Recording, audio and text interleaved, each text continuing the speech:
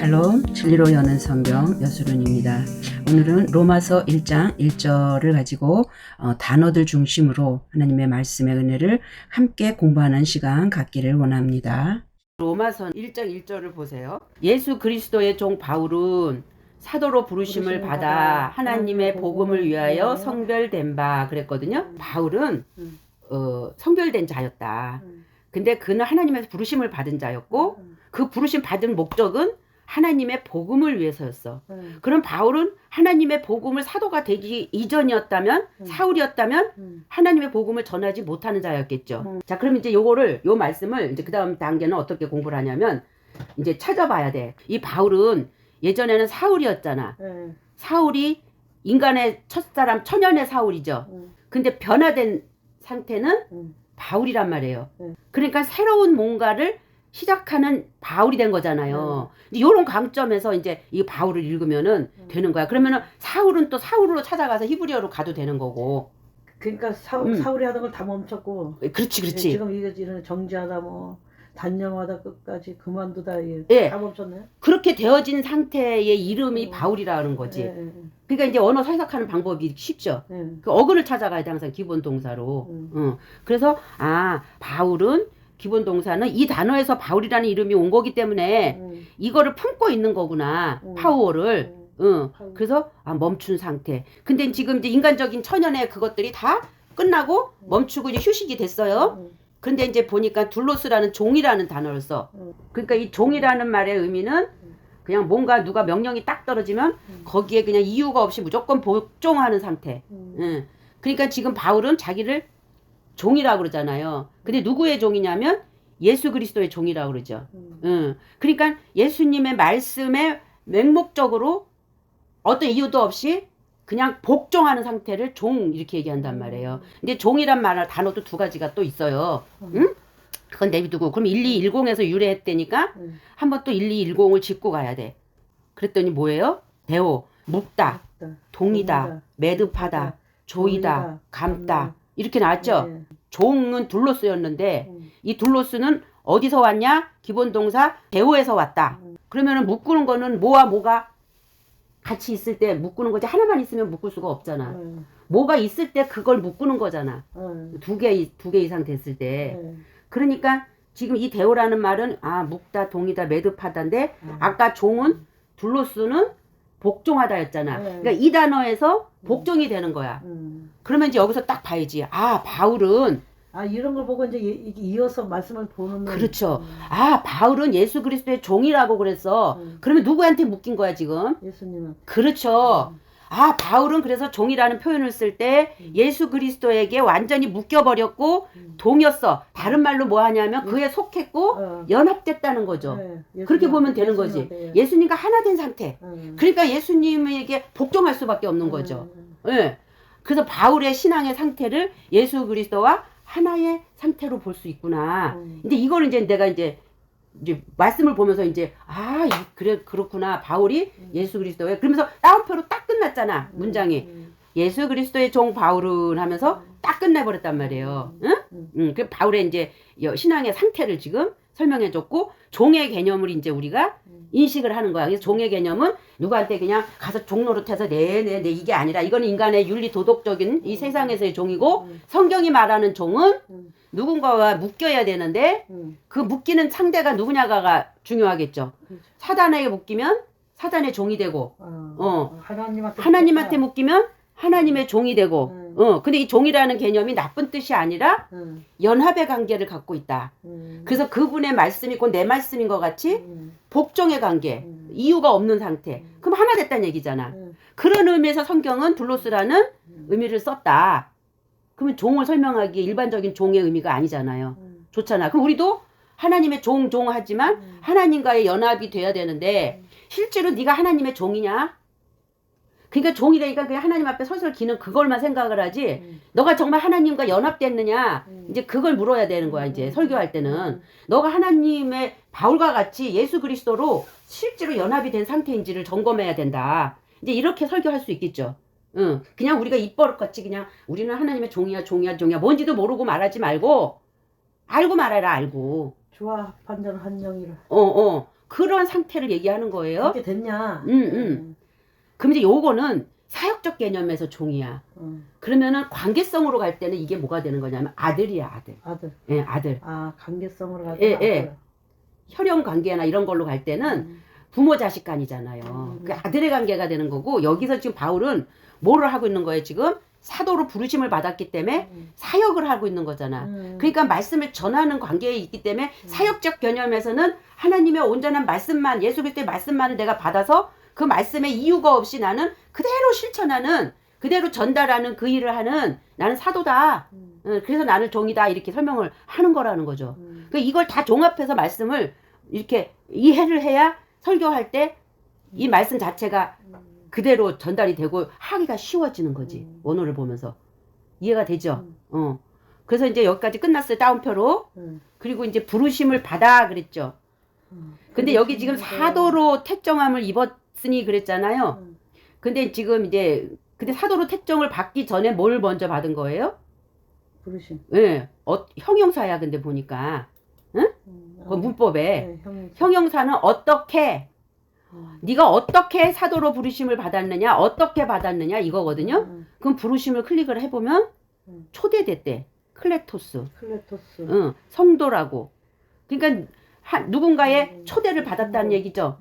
자발적으로 내가 예수 믿습니다 해서 내가 예수를 믿는 것도 아니고 나 사도 할 거야 해서 내가 사도가 되는 것도 아니고 성도로 불리심을 그분에 의해서 누군가에 의해서 너는 내가 사도로 불렀어라는 초청이 없으면 될 수 없는 거라는 거예요.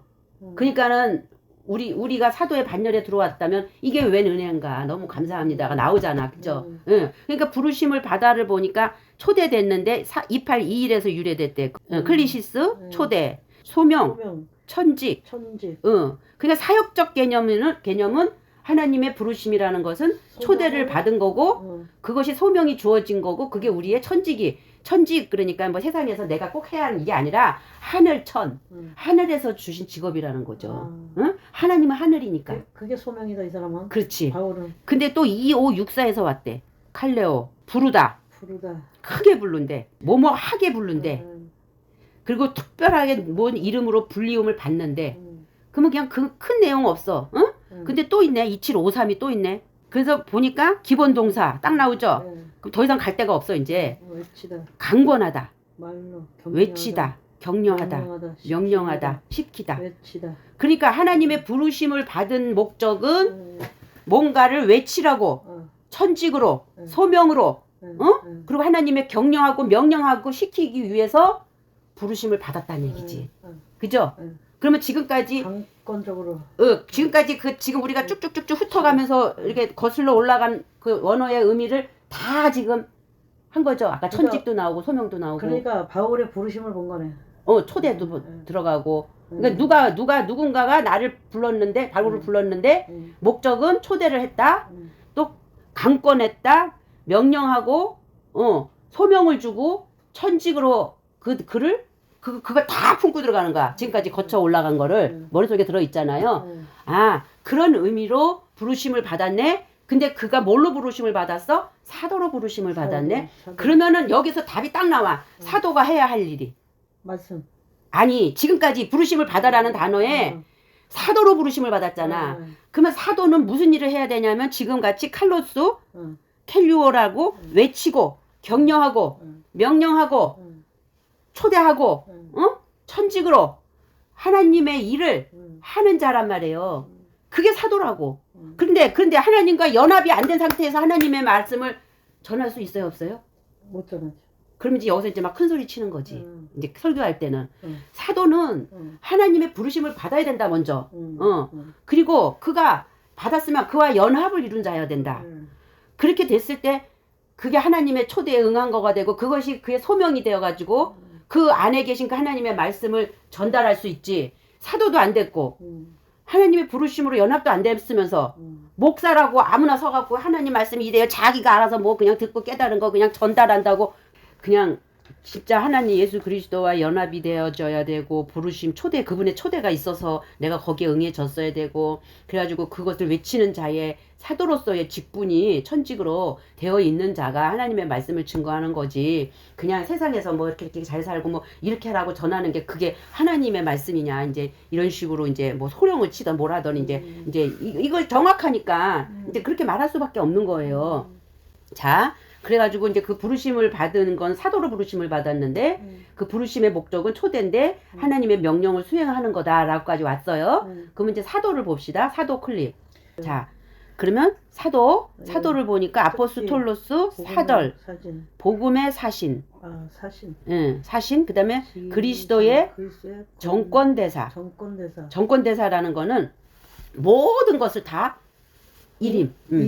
이임한 거. 기적적인 관계를 가진 권세를 가진 사도, 사자, 보냄 받은 자. 자. 이런 사람을 사도라고 한단 말이에요. 그러니까 뭐 선지자다, 뭐 사도다, 막 함부로 쓸 수 있는 단어가 아니야. 이렇게 정말 너가 복음이 사신이 되었고 하나님이 모든 것을 너한테 일임해서 정권대사가 되었냐는 거지. 이게 두렵고 떨리는 말이죠. 그러니까 남이 누가 어떻게 봐줄지는 그건 상관없는 거지만 내가 스스로 막 할 수 있는 거는 쉽지 않다는 거죠. 그러면 자 보세요. 그래서 사도인데 여기 보니까 또 649에서 유래했대. 그러면 649 아포스텔로 떼어놓다, 보내다, 내어 쫓다, 발송하다. 그러면 지금 사도는 누군가가 그 사람을 보내고 떼어놓고 내어 쫓고 발송하고 파견하는 의미잖아요. 그럼 누가 파견하겠어? 지금 본문상에 예수님이. 그렇죠. 예수 그리스도의 종 바울이기 때문에 초청을 해가지고 그를 사도로 임명했을 때 그를 보내기 위해서 떼어놓기 위해서. 그러니까 먼저 부르심을 받았고 그 다음에 떼어놓 또 다시 이제 내쫓아. 뭐 하라고? 저기 복음 전하라고. 그렇죠. 잘하시네 이제. 그렇게 또 따옴표로 또 사도로 부르심을 받았어 하고 따옴표로 또 한 문장을 딱 끝낸 거야. 뭐 따옴표는 그 문장이 끝나는 거라고 그랬죠. 그래 놓고는 이제 또 택정함을 입었으니 그랬어요. 그러니까 지금 사도가 뭐로 해야 될 사람인지 사도가 되기 위해서는 부르심인데 어떻게 부르심을 받는 건지 초대돼야 되고 천직으로 부르심을 받는 거다라는 거 배웠잖아요. 그래서 사도는 그런 역할을 감당하는 자다. 그러한 사람이 사도지. 아무나 내가 사도요 한다고 사도냐. 이제 이렇게 이제 말할 수 있죠. 그죠? 그러고 나서 택정함을 입었대요. 그 택정함이 뭐지? 택정함 클릭. 암호리죠. 그러면 이것도 경계선에 의해 규정하다. 상징적으로 제한하다. 단절하다. 그러니까 그 사도로 뭐 했다는 거예요? 도장 찍었다는 거지. 그죠? 규정해버렸다는 거지. 그러니까 완전히 부르심으로 찜 했다는 얘기야. 그래갖고 사역적인 면을 얘기하는 거예요. 항상 그분과 같이 동행하지만 사역적인 면에서 지금 굳이 설명하자면 떨어져 나와서 이제 바울이 누구를 증거하는 거냐면 복음을 증거하는 거지. 그럼 복음의 정체. 복음이 뭐야? 좋은 소식. 유앙겔리온. 2098에서 하나 올라가면 자 뭐예요? 좋은 소식을 선포하다. 복음을 전파하다. 기쁜 소식을 가져오다. 뭐 보이다. 뭐 가르치다. 근데 그 가르치는 거는 복음을 가리키는 거고 좋은 소식을 가져오는 것도 좋은 소식을 가져오는 거고 그런 거예요. 그러면 지금 아직까지도 그냥 좋은 소식. 그럼 뭐가 좋은 소식인데? 그죠? 기쁜 소식. 그게 뭐가 기쁜 소식인데? 이건 일반적인 해석이야. 일반적인 해석. 그러면 이 복음을 어떤 용도로 쓰였는가라고 이제 보면은 돼요. 근데 어떤 복음이냐면 지금 하나님의 복음이에요. 그 하나님의 기쁜 소식이에요. 그러면 누가 이 기쁜 소식을 줘야 돼? 하나님이 주셔야 되겠지. 하나님의 기쁜 소식을 바울이 전하는데 예수 그리스도의 복음이니까 결국 이 하나님은 이 데우스라는 하나님은 예수 그리스도를 상징하는 거거든요. 응? 그렇게 해놓고 2절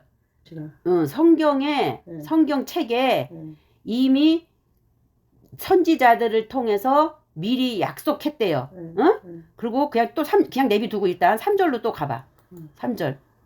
이 복음은 그의 아들 예수 그리스도 우리 주에 가는 것으로 그는 육신으로는 다윗의 씨에서 나셨습니다. 그러니까 이제 여기 저기 이 정의가 딱 나와. 음, 복음은 뭐냐? 음, 그의 아들 예수 그리스도 우리 주에 관한 것이다. 그러니까 복음 그러면 무조건 예수- 복음하지 말고 주에 관한 것이다. 예수 그리스도. 예수 그리스도. 예수 그리스도에 관한 것이 복음이다. 그러니까 그 예수 그리스도를 하나님- 전해줄 때 음, 사도들이 전할 때 그것이 기쁜 소식이 되고 그것이 복된 소식이 되는 거. 그러니까 그러니까 무조건 다 복음이 다가 아니고 예수 그리스도에 관해서 관한 것이 복음이다.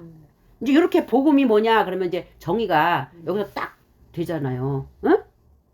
됐죠? 네. 예, 그러면서 이제 그 주에 관한 것으로 하면서 그가 누구냐? 육신으로는 다윗의 씨에서 나셨으며 그 다음에 또 4절 보니까 이제 지금 요건 잠깐 훑어야 돼요. 거룩의 영으로는 죽은 자들로부터 부활하여 능력으로 하나님의 아들로 선포되셨다.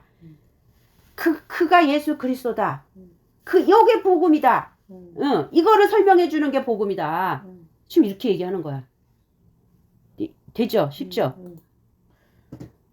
그러면서 5절 그를 통하여 우리가 은혜와 사도의 직분을 받아 그의 이름을 위하여 모든 민족 가운데서 믿음으로 순종케 하나니. 그러니까 사도들이 하는 일이 지금 그 예수 그리스도 그 복음 예수 그리스도에 관한 거 사도의 직분을 받아. 직분을 부르심을 받았잖아. 천직이라고 아까. 그러니까 그 직분을 받은 거죠. 그분한테서 내가 받은 게 아니야. 그분이 준 거야. 그분한테서 사도의 직분을 받아서 바울이. 예. 그리고 그 예수 그리스도라는 그 복음이라는 그 이름을 위해서 복음이란 그의 이름을 위하여 모든 민족 가운데서 믿음으로 순종하게 하는 일을 사도로서 나는 하겠다, 한다. 이제 이렇게 해서 이제 한 단락이 이제 이렇게 이제 마치는 거예요. 이해가 되죠? 이걸 다 알라고 안 해도 지금 벌써 그 1장 1절 몇 단어만 알았어도 1장 1절부터 6절까지 쉽게 풀어갈 수가 있다는 거죠.